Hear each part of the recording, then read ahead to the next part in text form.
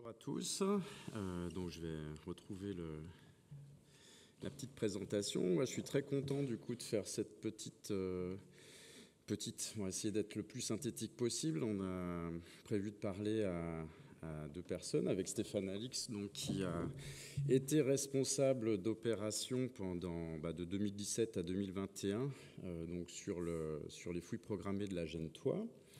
En particulier sur le quartier artisanal de la Gennetois qui était inédit ou quasiment inédit en fait jusqu'à présent, de l'époque antique, et puis qui a également travaillé sur la structuration, donc sur l'organisation un petit peu spatiale de ce complexe. Voilà. Donc, alors, c'est gratuit, non, je ferme, tout ça. Hop. Donc on va articuler notre communication globalement en 4 parties. Un petit rappel déjà tout d'abord de l'origine du projet.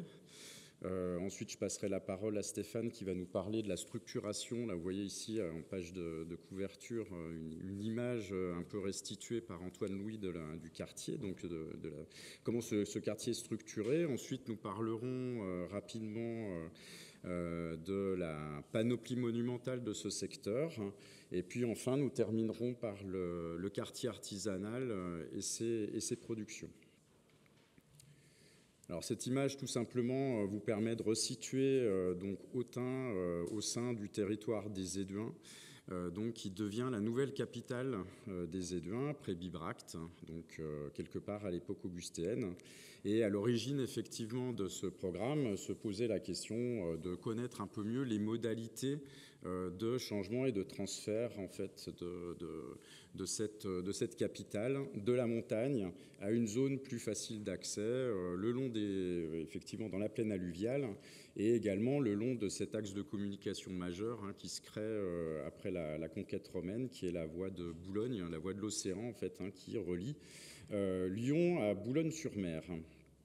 Et donc la question se posait de savoir, puisque cette voie dite d'Agrippa, c'est actuellement la route de Saulieu qui quitte la porte d'Arroux en direction de Saulieu, on voit bien son côté très rectiligne. La question était de savoir effectivement si le fait de passer par Autun témoignait de la volonté de relier d'anciennes agglomérations laténiennes, gauloises, et donc à l'origine de ce projet, on s'est posé la question de savoir si, à la Gennetois, on avait également une occupation très ancienne. Voilà. Donc, cette fouille programmée s'est mise en place en 2012. Et puis, je dirais entre 2013, sur 10 ans de fouilles, alors voilà, c'est un travail très collaboratif, donc avec des partenaires comme l'INRAP, comme les universités, comme le CNRS, qui est porté par le laboratoire Arteis et qui a donné lieu à peu près à 2 à 3 chantiers de fouilles par année.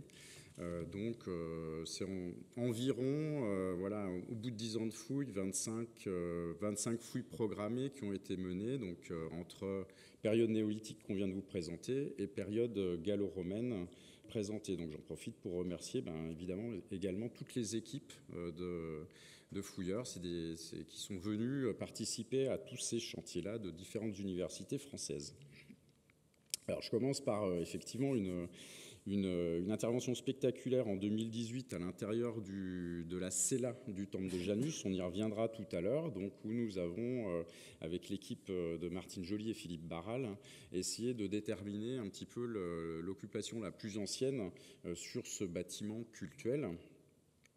Et effectivement, on y reviendra tout à l'heure, en démontant toutes les couches d'occupation les plus récentes, vous voyez ici qu'on est retombé sur des niveaux en terre battue, avec des sols très noirs de charbon, et puis des parois, des trous de poteaux porteurs, donc des bâtiments en terre et bois qui ont manifestement brûlé. Et donc, on a mis en évidence 2 bâtiments successifs. Les équipes ont mis en évidence 2 bâtiments successifs qui se sont succédés donc à l'emplacement même de là où on va avoir tout un empilement de temples successifs jusqu'à l'époque romaine. Alors vous voyez ici ces sols, on repère bien ces sols très noirs, et puis des effets, effectivement, vous voyez ici des effets de limite de parois et des trous d'installation de poteaux porteurs. Les plans des structures mises au jour, très partiels. Vous remarquez ici, donc, ce sont les murs du temple de Janus actuellement conservés. Et puis à l'intérieur, ce sondage qui a permis de mettre en évidence, comme je vous disais, ce sol et ces parois et ces trous de poteaux, donc deux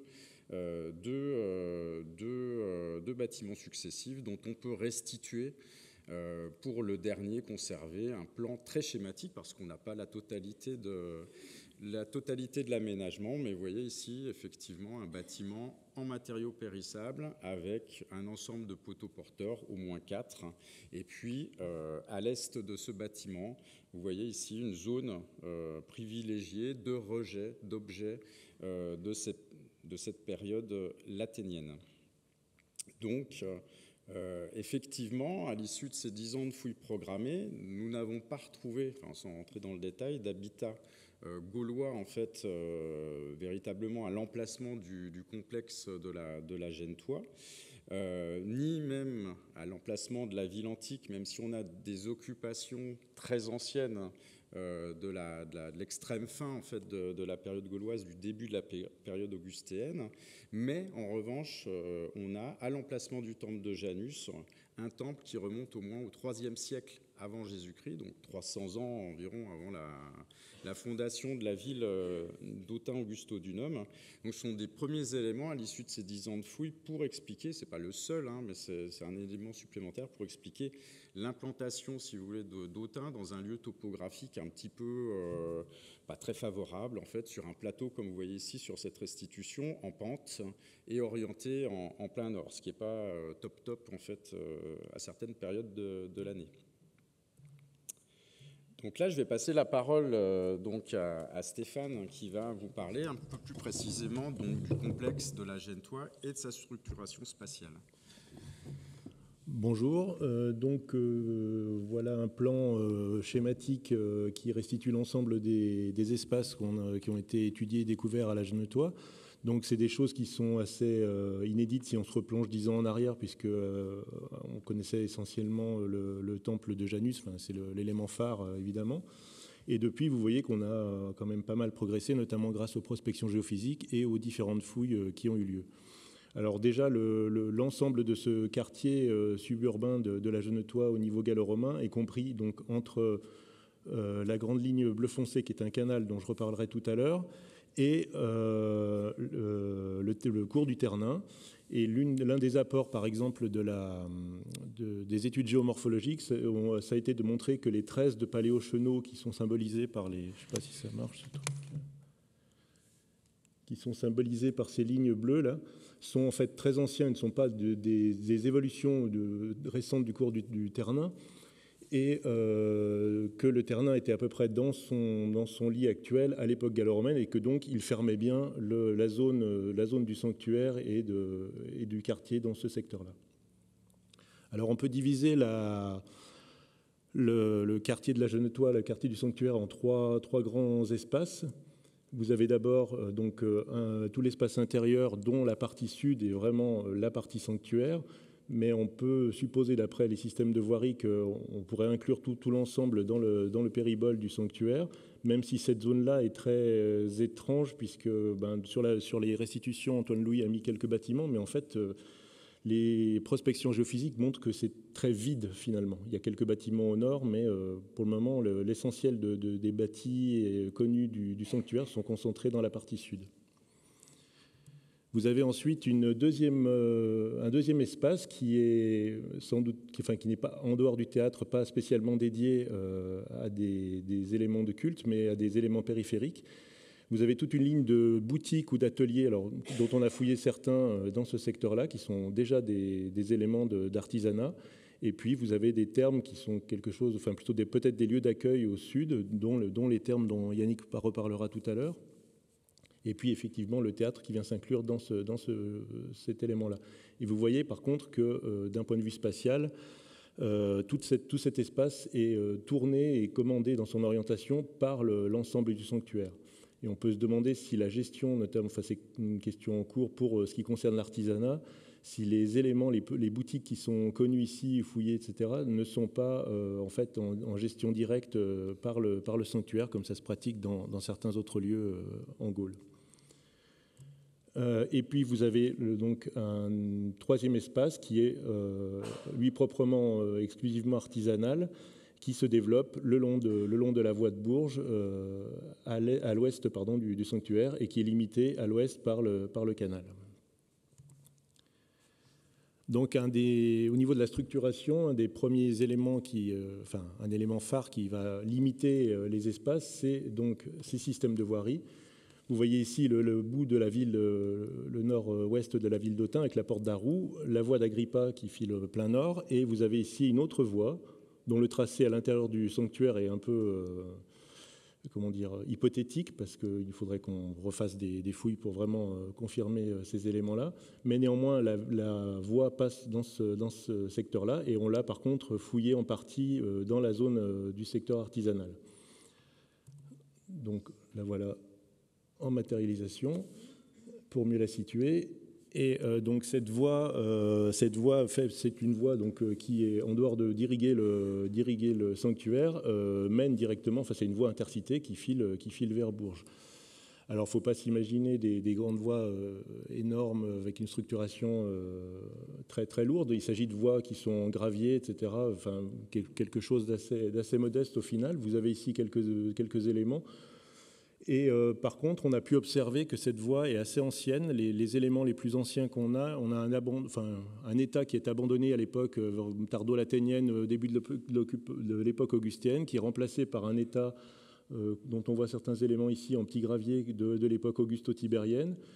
Et à chaque fois, on a des légers changements de tracé, d'orientation, pour finir par une voie qui se stabilise à partir du milieu du premier et qui est à nouveau également des amas de gravier.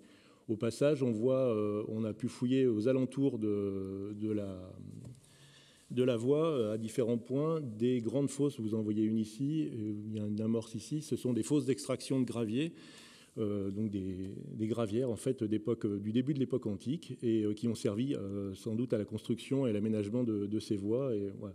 Donc vous voyez, rien de très spectaculaire. On se demande même comment ça peut, pour certains, ça peut résister au passage des chariots, tellement c'est du matériau léger, mais parfaitement compacté et mis en place. Donc peut-être que ça suffit tant que c'est bien entretenu. L'autre grande voie qu'on a dans le secteur, alors cette fois qui est vraiment propre au sanctuaire, c'est cette espèce de voie péribole qui ceinture l'espace sacré, on va dire, pour simplifier, et qui permet également d'irriguer les éléments périphériques qui sont tout autour du sanctuaire.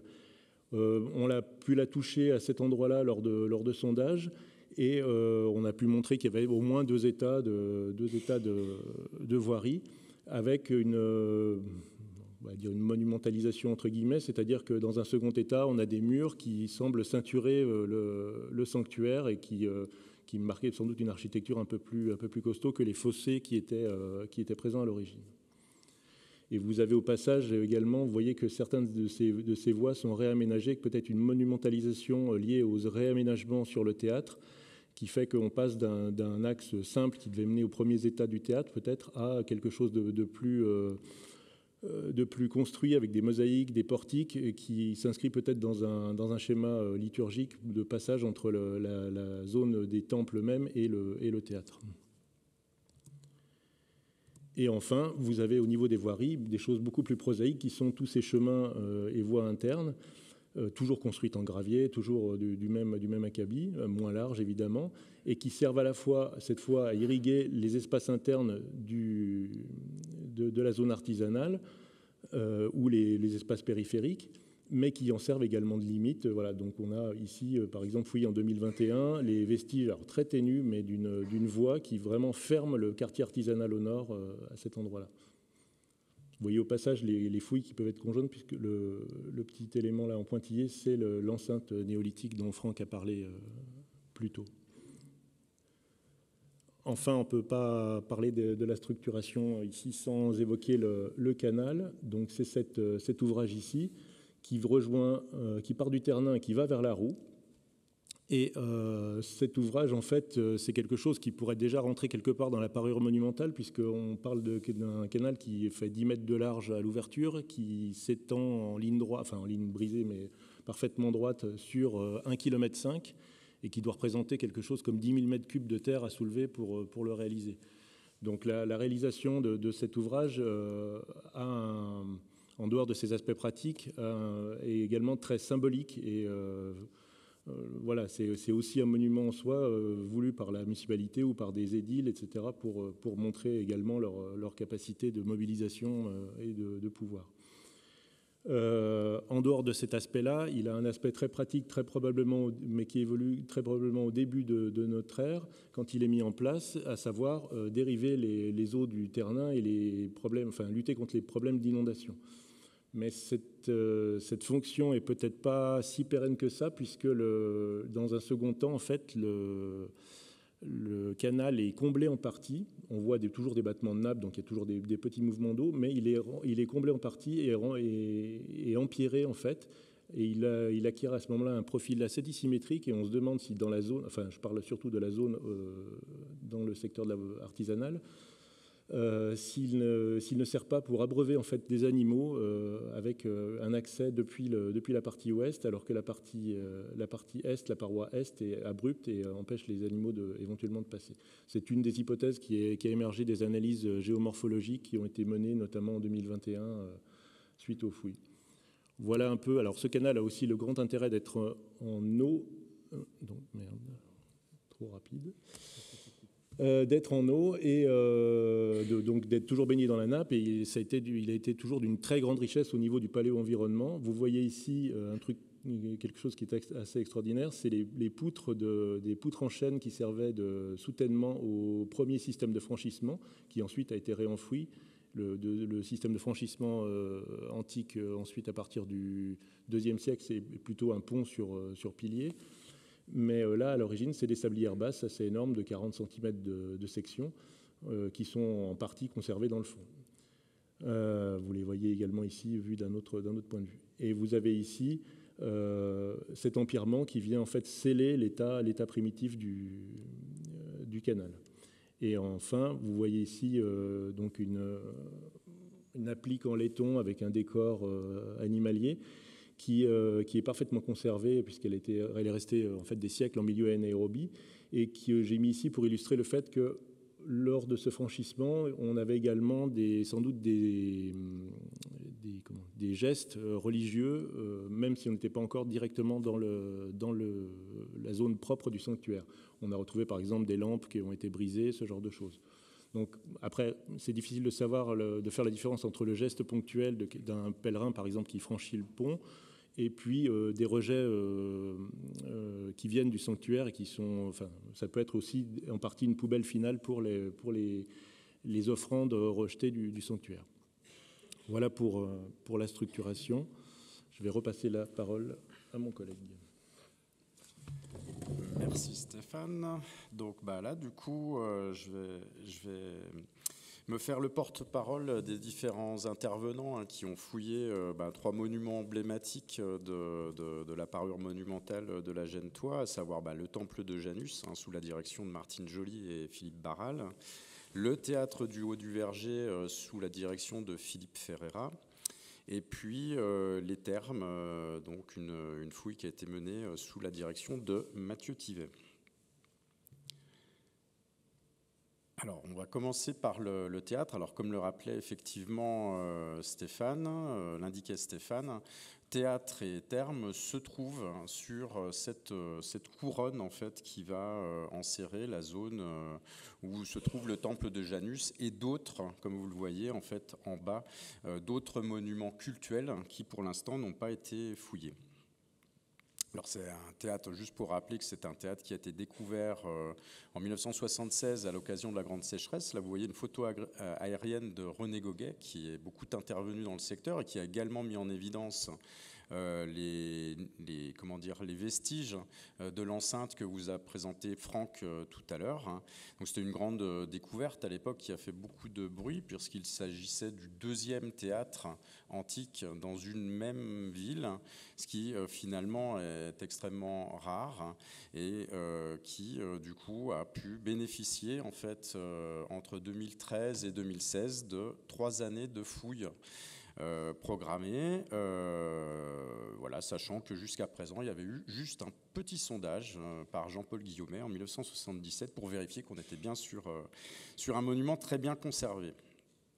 Très très rapidement, c'est un monument qui connaît 3 phases, 3 grandes phases. Il faudra retenir ça. Donc en vert, vous voyez en pointillé en vert. Bon là, c'est un plan un petit peu général avec les zones, vous voyez ici, qui ont été fouillées. Donc plutôt au centre, plutôt en périphérie, et on note l'impossibilité en fait pendant ces campagnes de fouilles de toucher le dispositif scénique. Mais ça a permis néanmoins schématiquement, voilà, de montrer que c'est un théâtre qui va s'agrandir au cours du temps et que c'est un agrandissement et des embellissements qui vont se faire certainement en parallèle avec le temple dit Janus. Donc le premier état, c'est un théâtre de petite taille, de plus petite taille, effectivement, alors j'ai plus le diamètre en tête, 70 mètres, peut-être quelque chose comme ça, et où effectivement, là on va voir à la diapositive suivante, les gradins primitifs donc, ont été retrouvés dans un état de conservation extrêmement remarquable. Donc c'est une construction qui démarre aux alentours de 50 après Jésus-Christ, et on verra que c'est pour le temple de Janus une période où on a le premier temple en fait en dur qui émerge à ce moment-là. Donc ensuite, pour le deuxième état, un agrandissement, on augmente le volume du théâtre et on rajoute ce qu'on appelle des basiliques, c'est-à-dire des basiliques, ce sont des dispositifs qui servent à accueillir et à distribuer les spectateurs qui vont pénétrer par différentes entrées pour les faire accéder au gradin supérieur et surtout d'augmenter la capacité d'accueil du théâtre. Et donc ça se situe à la fin du 1er siècle et au 2e siècle. Donc voilà une photo, un cliché aérien qui montre donc les vestiges de ce dispositif-là, avec des grands piliers qui soutiennent des salles voûtées, et puis également la mise en évidence donc d'un grand couloir donc de prestige qui permet d'arriver directement à l'orchestra pour les invités les plus prestigieux qu'on appelle un aditus. On ne voit pas la souris. Okay. Donc l'aditus se situe là. Voilà. Et ici les fondations effectivement de ces piliers. Et au sud, vous voyez la phase d'agrandissement de l'état 3 du 3e siècle, avec ici une salle en abside qui est construite et qui permet un petit peu de monumentaliser cette entrée. Donc une photo effectivement qui est plutôt centrée sur cette salle et qui donc un aménagement certainement, malheureusement on n'a pas le nom du dédicant, mais on a retrouvé une inscription monumentale contemporaine de cette phase d'embellissement.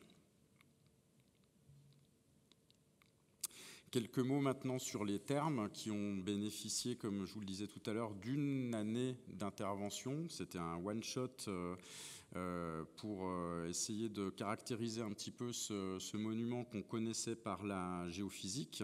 Donc voici un relevé géophysique, voilà, avec effectivement une forme en abside au nord et puis un ensemble de pièces au sud, et qu'on avait du mal sur la base du plan à caractériser précisément, fontaine monumentale, enfin voilà, on est passé par différentes hypothèses. Donc l'objectif a été, vous voyez en rouge, d'ouvrir un grand sondage, une fouille sur une moitié du bâtiment et d'essayer, de par la symétrie du bâtiment, d'extrapoler la fonction des espaces qui auront été rencontrés.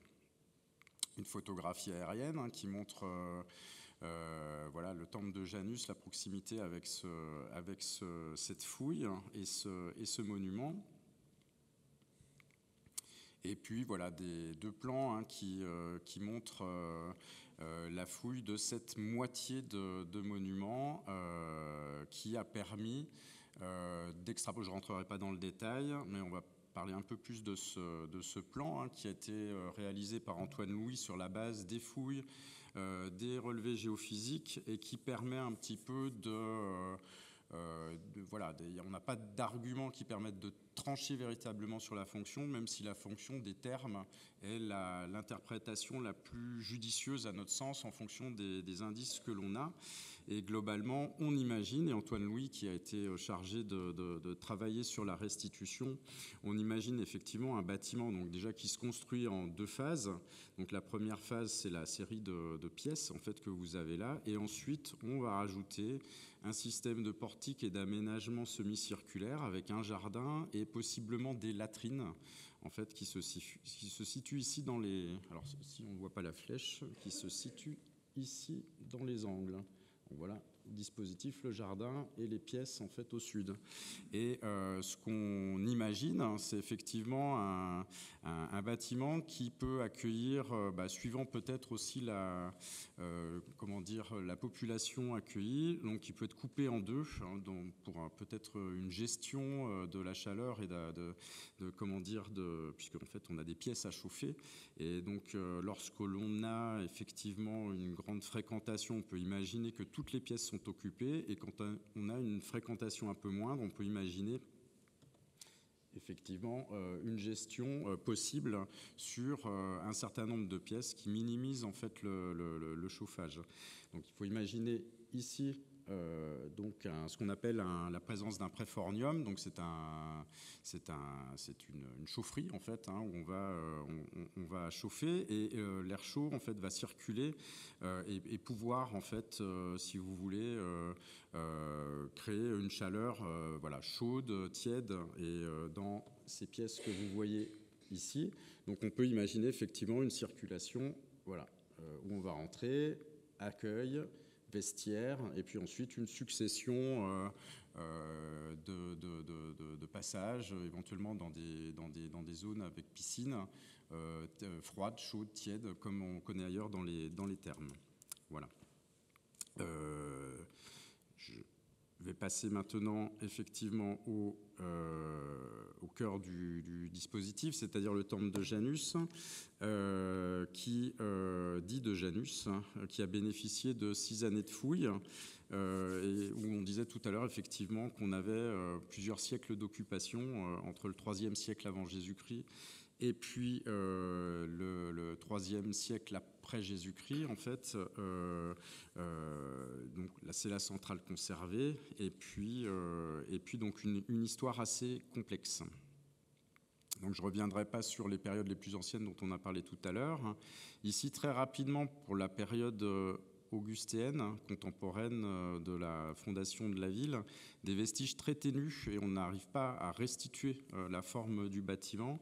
Un dispositif qui a été retrouvé contemporain de cette période-là, que vous voyez effectivement à l'intérieur de la cella, donc notamment ici, qui, vous voyez, une sorte de structure un petit peu en croix, avec des traces, des négatifs. On va voir des photos juste après. Voilà, donc la structure se situe ici et ici, avec des traces et des négatifs de madriers qui vont limiter un espace creux, probablement un coffre en bois, dans lequel un ensemble monétaire, alors on y a mis l'attribution avec des guillemets en fait de troncs monétaires, de monnaie contemporaine de l'état de ce bâtiment. En revanche, on ne sait pas où se situe le bâtiment par rapport à ce dispositif. Ici, des sols retrouvés qui font beaucoup penser à ceux qu'a présenté mon collègue tout à l'heure, en fait, de cette période augustéenne, donc très léger, des sols de cour. On n'a pas de plan qui se distingue. En revanche, vous voyez sur la droite du cliché des ensembles de trous d'installation de piquets. Voilà, on est sur une architecture sol en terre battue, gravier, terre et bois, mais pas de plan qui se dessine. En revanche, pour la période qui concerne le premier état du théâtre que je vous ai montré tout à l'heure, les choses se dessinent de manière un petit peu plus précise, puisqu'on a une pétrification en fait, du temple, et avec un plan assez précis qui va s'organiser. Donc vous voyez ici un accès par l'est, le temple entouré de sa galerie et de son portique. Un espace sacré délimité par un péribole et une galerie, et puis un aménagement ici, donc un bâtiment annexe dont la fonction reste difficile à déterminer. Quelques clichés ici pour vous montrer le sol de l'intérieur de la cella, qui est constitué à l'époque d'un béton de Tuileau. Des images des angles de cette galerie périphérique, où vous voyez le sol effectivement très bien conservé, limité par les fondations du mur qui va soutenir manifestement une colonnade à cette époque-là, puisqu'on a les traces de blocs assez gros qui devaient soutenir des piliers. Donc vous voyez ici, là, si le truc veut bien marcher, voilà, vous voyez un arrachement ici, le mur, et puis effectivement le sol de cette galerie périphérique. Alors les trous que vous voyez ici, ce sont des trous postérieurs, les trous de piquet que vous voyez là. Ce sont certainement des traces du dispositif d'échafaudage des phases postérieures de construction du temple de Janus, dit de Janus. Voici le sol du péribole, de la galerie périphérique, donc en béton très bien conservé. Ensuite, on va assister quelque part après. Alors, c'est le problème des monuments, c'est des monuments sont nettoyés. Il y a très peu de mobilier. Les éléments de datation sont souvent assez rares.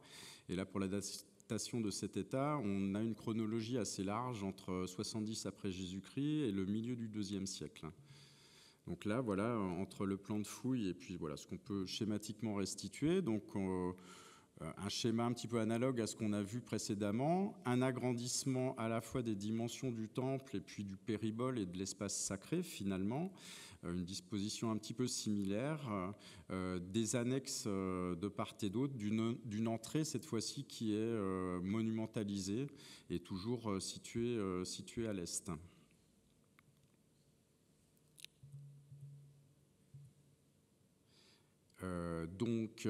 Ici, cliché évidemment des sondages qui ont permis, comme on vous le présentait tout à l'heure, de descendre jusqu'aux niveaux les plus anciens. Donc l'image en bas de cette diapositive vous montre quelques vestiges du sol contemporain de cet état à l'intérieur de la cella, qui montrent vous voyez ici des négatifs. Donc c'est du béton là en fait, avec des négatifs d'arrachement de dalles. On en avait quelques fragments de conservés en place. Donc c'est du calcaire marbrier qui provient de l'Allier, de Diou en fait, de l'Allier, qui assurait le décor du sol pour cette période-là. On voit également sur ce cliché, donc là ici, ça c'est le sondage qui a été rouvert de Jacques-Gabriel Bulliot, qui avait fouillé en 1871 à l'intérieur de la cella. Donc il avait mis en évidence un énorme massif maçonné qui a été remis au jour et qui se situe sous le sol, mais qui doit certainement avoir été construit en prévision du fait de supporter une charge manifestement lourde, et on imagine peut-être avoir affaire à un socle, à un dispositif qui permettait de soutenir une statuaire monumentale. Et on observe sur le sol en marbre dont je parlais tout à l'heure un dispositif dans ce secteur-là et dans ce secteur-là. Voilà, on a des traces d'un aménagement de type piédestal. Des images de la galerie périphérique où là c'est intéressant de regarder et de voir qu'entre la maçonnerie qui limite cette galerie et puis le sol de circulation, on a pu retrouver un cordon de béton de tuyau qui servait à soutenir et à asseoir pour disposer, si vous voulez, des aménagements le long du mur décoratifs, et notamment des plaques de schiste dont certaines ont été retrouvées encore en place. Pour l'état suivant, globalement, on va rester sur le même plan global, mais il doit se passer quelque chose au niveau de la stabilité ou de la structurellement sur le bâtiment, puisqu'en fait, on va le démonter entièrement au niveau des élévations jusqu'aux fondations, et on va le reconstruire sur la base des fondations précédentes, mais en rehaussant le sol d'un mètre environ de l'espace sacré de la cella, et en créant, pour rattraper ce dénivelé, un escalier monumental qui permettait d'accéder à l'intérieur de la cella. Donc là, une petite photo qui vous montre la succession stratigraphique depuis le bas, l'état 0, donc les sols en terre battue que vous reconnaissez noirs, que je vous ai montré tout au début, les différents états, et puis donc l'état 3A, c'est celui-là, hein, donc avec le calcaire marbrier. Bon, vous voyez que là, il n'y a pas de porte, donc ça a été remonté. Et là, en fait, on a l'état final, hein, qui correspond aux élévations que vous voyez actuellement, avec la trace ici. Si vous allez voir sur la race du mur, vous avez la trace, les traces du seuil, de l'ancien seuil qui correspond à cet état. Le sol a été démonté, il n'existe plus, il a été complètement démonté, mais il se situe approximativement au niveau de l'herbe quand vous rentrez à l'intérieur de la cella. Donc je terminerai là par une restitution, une très belle restitution, et la plus juste possible en fonction des belles données qu'on a pour ce dernier état du temple d'Antoine Louis, à partir des données de Martine Joly, donc qui restitue, vous reconnaissez ici, la monumentalisation de l'entrée qui se situe à l'est, la galerie périphérique qui ouvre sur l'espace sacré, les deux bâtiments annexes, et puis la restitution de l'élévation du temple de Janus, avec un choix architectural de restituer non pas des colonnes, parce qu'on en a pour cette période-là en fait pas de restituer, mais plutôt un mur plein avec des pilastres engagés, et puis des petites ouvertures. Quelques mots, oui, sur le fait que, on parle du temple de Janus, c'est dit Janus, l'hypothèse est fausse. On parle, c'est sûrement une mauvaise interprétation, Janus, Genet, et puis un ex-voto en bronze a permis de préciser le nom d'un des dieux du sanctuaire, hein, pas forcément du temple dit Janus, mais c'est cette plaque avec, vous voyez, une inscription qui se voit très mal ici, peut-être à la photo, qui est réalisée avec des petits points dans le bronze, des petits points emboutis, et globalement on a sur une première ligne le nom du dieu. C'est le dieu Iénicus. Sur la deuxième ligne, on a la mention du dédicant, c'est un citoyen romain qui s'appelle Caius Camellus Ascanius. Et sur la troisième ligne, donc son vœu, en fait, on lit pour la sauvegarde de sa fille Avita. Et sur la quatrième ligne, en fait, figure une abréviation connue qui dit réaliser ce vœu parce que c'était mérité. C'est un élément assez totalement inédit et intéressant qui pourrait aussi avoir Iénicus, Janus. Enfin voilà, il y a peut-être aussi une filiation. On va pas partir là-dessus, mais voilà, c'est pas ça peut être une des divinités effectivement du secteur. Donc là, on remet l'évocation d'Antoine pour la partie monumentale avec une triade, comme au sanctuaire de Manicourt, entre thermes, temple, théâtre au niveau des cultes. Et puis, on va travailler pour proposer une évocation un peu plus juste, parce que là, il y a beaucoup trop de bâtiments sur certains secteurs, comme tu l'avais noté, mais ça va se faire et c'est en cours. Et je vais passer la parole, du coup, à Stéphane, qui va clore avec tout l'aspect artisanal. 10 minutes. Oh merde. OK, donc on me fait signe que ça va être très rapide. Ça, c'est juste une diapo pour vous évoquer le nombre de fouilles qui ont eu lieu sur la partie artisanale et juste pour différencier de ce qui s'est fait sur les monuments, en fait.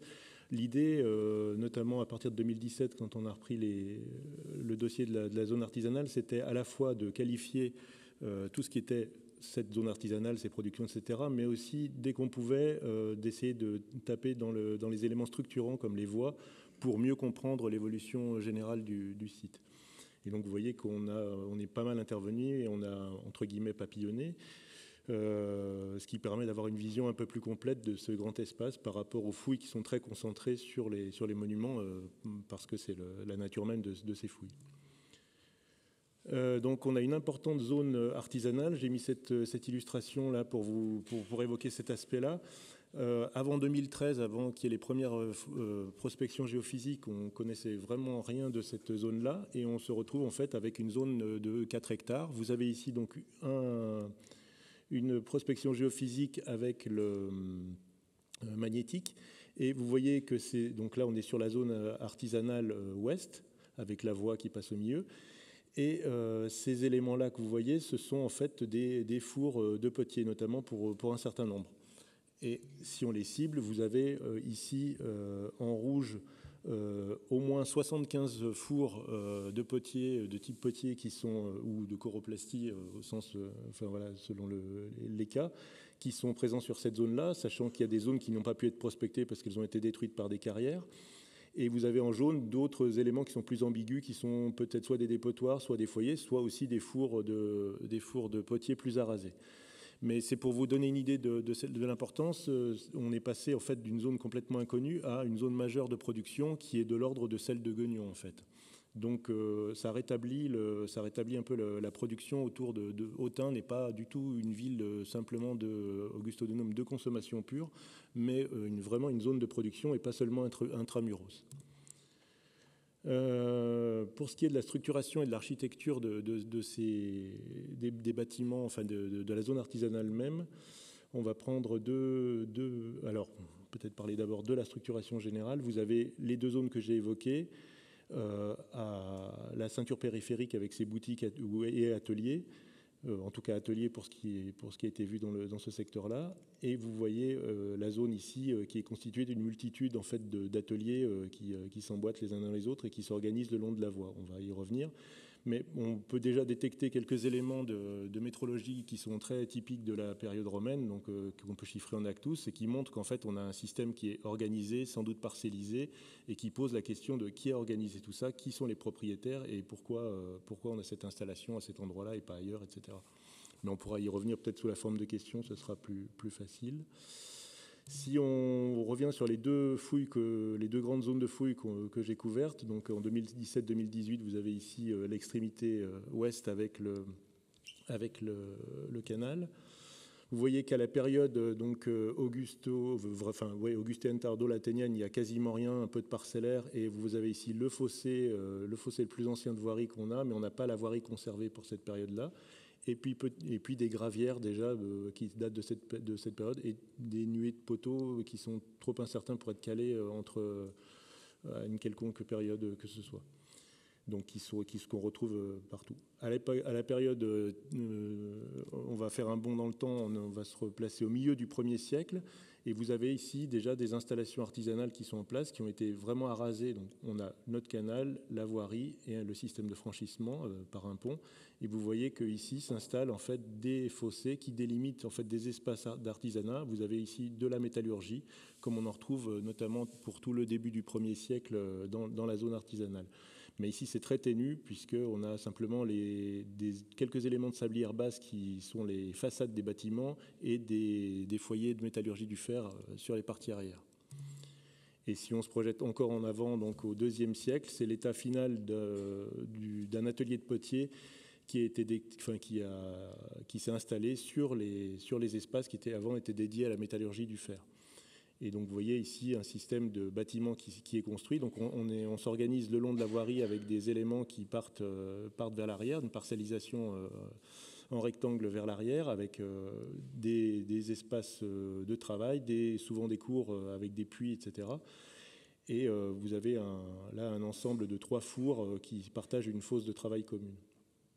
Donc un usage de la pierre qui apparaît essentiellement à partir du IIe siècle dans cette partie-là de la zone artisanale. Si je fais un peu le même exercice de bond dans le temps avec la partie est qui était sans doute bien mieux conservée au niveau stratigraphique, vous avez ici la période augustéenne où il y a, enfin tardo-latinienne augustéenne où il n'y a rien, et à la fin de la période augustéenne, vous avez les premières boutiques, enfin les premiers ateliers de métallurgie du bronze qui s'installent, et avec peut-être un peu aussi de production de métallurgie du fer qui s'installe dans cette période-là, dans cette zone-là. Et vous voyez, en fait, ici en gris, vous avez une voie secondaire qui sépare en fait cet espace de ceinture périphérique qu'on a évoqué plusieurs fois, dans laquelle il y a encore à cette période rien du tout, et alors que la zone ouest artisanale commence déjà d'être couverte par des bâtiments dès la fin de l'époque augustéenne. Donc des bâtiments très simples, très légers, très difficiles à fouiller, parce qu'il n'en reste vraiment pas grand-chose. Ce sont des sols, des traces de foyers de métallurgie, dans le meilleur des cas, des traces de sablières pour essayer d'estimer les espaces ou des poteaux, des architectures mixtes, et toujours la même chose, notre voirie, des bâtiments qui s'allongent sur l'arrière et des cours à l'arrière. Et on va garder cette structure-là malgré les nombreuses modifications. Ici, si on se projette dans le temps, donc on est à nouveau au milieu du 1er siècle après Jésus-Christ, et vous avez toujours un peu le même type de bâtiment, un peu plus complexe, un peu plus travaillé au niveau des assises, mais ce sont des murs en matériaux périssables sur Selin, avec des éléments dans les cours, des dépotoirs et des puits, etc. Et par contre, on commence de voir la zone périphérique autour du sanctuaire qui est occupée par des premiers états de boutiques qui n'étaient pas connus en prospection géophysique. Et on se retrouve, si on se projette encore plus loin, donc jusqu'au 2e, 3e siècle, 3e siècle en l'occurrence, avec ici un des ateliers du choroplaste Pistillus, qui est donc où on produit à la fois des figurines, mais également des vases en métallescente dans cet espace-là, qui est réaménagé à partir de bâtiments plus anciens. Et vous voyez que par contre là, on utilise la pierre pour avoir des murs en élévation, en dur, etc. Mais on garde globalement cette même structure. Et vous voyez que sur le côté, même si la poterie a à nouveau là aussi remplacé la métallurgie pour cette partie-là, la métallurgie est toujours présente puisqu'on a des forges dans le secteur de la ceinture périphérique du sanctuaire. Il faut que je conclue. Alors très vite sur les productions, vous avez ici le genre de sol qu'on a rencontré pour la métallurgie du bronze. Qu'est-ce qu'on produit dans ces ateliers? C'est assez difficile et délicat parce qu'on a peu de déchets au final, mais globalement on a beaucoup de production de tôle, de vaisselle, des clochettes, des clous, et une partie de ces productions va vers le sanctuaire, mais comme pour la poterie, on a sans doute une grande partie qui est destinée à l'export et pas du tout à la consommation seule du sanctuaire. Vous voyez ici des déchets qui sont très caractéristiques de découpe de tôle. Là, un passe-guide qui est en train d'être, ou un anneau, je ne sais plus, qui est en train d'être coulé, voilà, qui a été rejeté alors qu'il n'était pas encore fini. Pour les fours, les vestiges des fours de potiers qu'on a trouvés en 2017-2018, et quelques éléments de production céramique, donc je passe très rapidement, donc voilà, avec peut-être quelques éléments de production de sigillés, mais pour la fine, c'est essentiellement des parois engobées. Et puis beaucoup d'éléments communs. Et là aussi, on est vraiment sur des productions qui sont destinées à l'exportation et pas du tout, ni même... il y a en partie des choses qu'on va retrouver dans le sanctuaire qui servent pour le culte éventuellement, mais très majoritairement, ce sont des productions de communes qui vont vers l'export, peut-être vers l'ouest, un peu plus vers l'ouest de la France. En tout cas, il y a très peu de la typologie de ce qu'on a retrouvé qu'on retrouve intramuros. C'est assez étonnant, c'est vraiment des choses séparées. Voilà le four de l'atelier que j'ai montré tout à l'heure, donc a priori d'un des ateliers du choroplaste Pistillus, dans lequel on produit également de la métallescente, donc qui était relativement bien conservé avec sa sole, même s'il nous manque encore la cloche. Et voilà quelques éléments de choroplastie, mais si vous avez des questions, on a des spécialistes dans la salle qui en parleront bien mieux que moi. C'était juste une dernière diapo pour évoquer le fait que la fouille du quartier artisanal a été aussi l'occasion de vraiment mettre l'accent sur le paléo-environnement au travers la fouille de puits et a permis vraiment d'avancer sur les paléo-paysages qu'on pouvait avoir dans le secteur et voir un peu les types également d'agriculture qu'on avait qui entouraient. Et également, on a pu faire de la parasitopathologie pour voir un peu ce qui ressortait des populations, des usages, etc., la présence de bétail, etc. Mais on pourra y revenir sous forme de questions si vous le voulez. Voilà, je termine.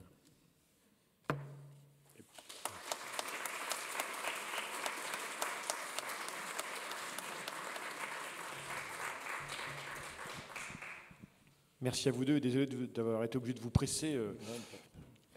Le sujet, évidemment, est immense. Il y a énormément de choses à dire. On voit la quantité de données accumulées en rien que 10 ans. Le passage, évidemment, des découvertes d'occupations antérieures à Autun, Augustéen, antérieures même à Bibracte. On voit que ça renouvelle vraiment nos réflexions. Sans parler évidemment de toutes les perspectives économiques et paléo-environnementales qui ont été évoquées. J'imagine qu'il y a, comme toujours, des questions nombreuses sur ce grand complexe, qui a des parallèles, évidemment, dans les autres capitales de cités de la région.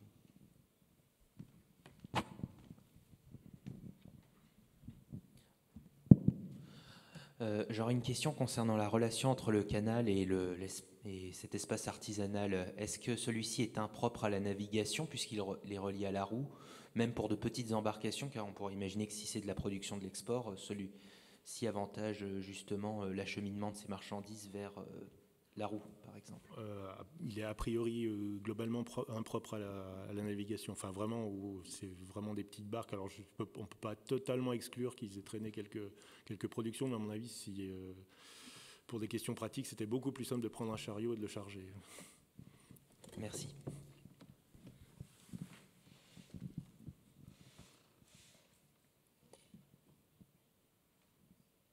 Oui, bonjour, merci pour cette belle présentation. C'est une question presque technique en fait, et concerne les termes. J'ai été surpris par la proposition d'emplacement du four, enfin du préfornium qui est censé chauffer pièces chaudes et pièces tièdes, avec un foyer situé dans un mur entre deux pièces, alors que traditionnellement la chaufferie est située un peu en périphérie du complexe, et puis il y a une logique de pièces chaudes, pièces tièdes avec la diffusion de la chaleur. Donc j'y vois pas clair en fait dans cet emplacement. Donc voilà, si on peut avoir quelques explications supplémentaires, je serais ravi. Alors effectivement, il faudrait que je me replonge un peu dans le dossier. C'est moi qui l'ai fouillé avec Mathieu, je connais la réponse. En fait, ce qu'on a fouillé, c'est malheureusement le sous-sol. Ouais. Et donc on avait les galeries d'accès à ce préfornium qui sont chauffées en sous-sol. Donc, d'où la position, effectivement, sous les pièces chaudes. Donc, bonne réponse, quoi. Alors, en fait, c'est vrai que du coup, le fait que ça soit conservé, uniquement les sous-sols conservés, a posé beaucoup de questions, en fait, à Antoine sur les aspects de restitution. Voilà, il faut imaginer, les sols de circulation dans cet endroit-là se situaient bien plus haut. Voilà.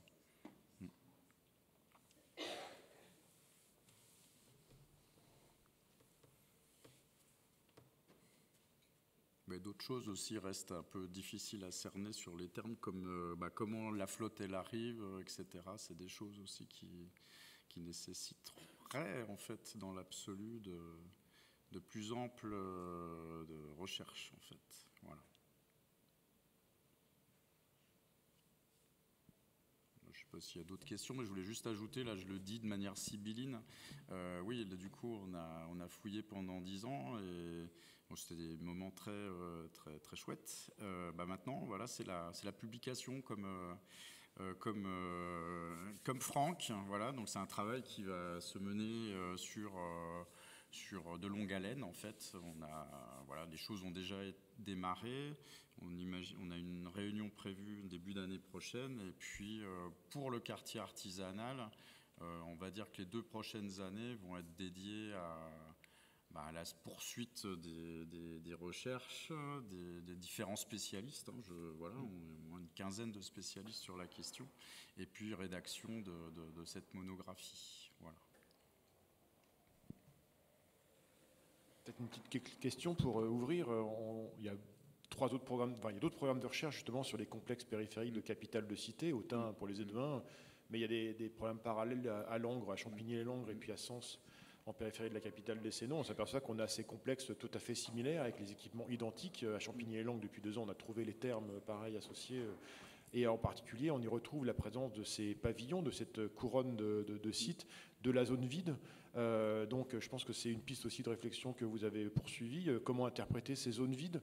On voit qu'on est à la fois en périphérie de la capitale de cité, donc avec des temples qui vont être liés aux corporations, aux gens qui habitent là, mais aussi la nécessité d'accueillir tous les gens de la cité entière, qui est à peu près les 2 tiers de la Bourgogne d'aujourd'hui. Donc voilà, où en êtes-vous pour l'interprétation de ces espaces vides associés à tous ces sanctuaires?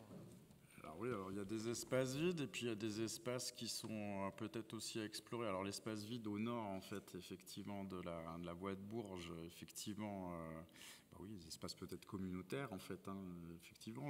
En tout cas, là, pour l'instant, on n'a pas... Enfin, je ne sais pas si tu as des choses à rajouter là-dessus. Et sur la... C'est un camping. Ouais, c'est un camping, je ne sais pas. Et puis sur la zone, il y a des choses peut-être aussi un petit peu à explorer sur la zone avec la panoplie monumentale. Donc, il y a une densification des choses en dur. Et puis, il y a des zones, un peu, on a passé très rapidement sur ces aspects-là. En fait, on peut peut-être retrouver une diapo.